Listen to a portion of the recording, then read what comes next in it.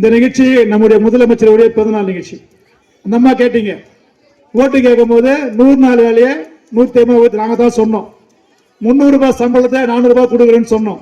நீங்க எங்க ஜெயிக்க வச்சீங்க. தமிழ்நாட்டில் 40 எந்த பிரச்சனையும் கிடையாது. ஆனா மேல நம்ம கெடுக்க நினைச்சார் பத்தியா நரேந்திர மோடி மீண்டும் ஒரு பிரதமர் ஆயிட்டார். போன பட்ஜெட்ல 40 பேர் நாய் போல கத்திங்க.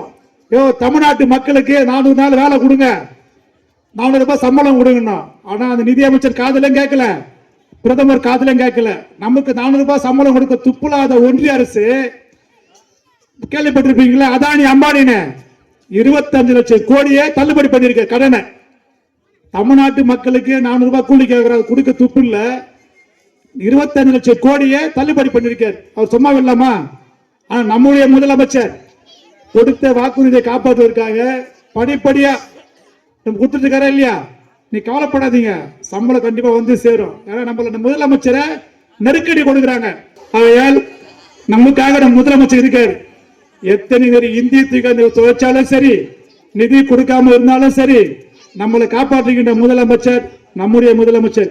எப்படி இப்ப உற்சாகமா கூடி இருக்கிறீங்களோ அந்த உற்சாகத்தோடு நம்முடைய மாண்புமிகு முதலமைச்சர் வாழ்க வாழ்க என்று சொல்ல விடைபெறுகின்றேன். நன்றி, வணக்கம்.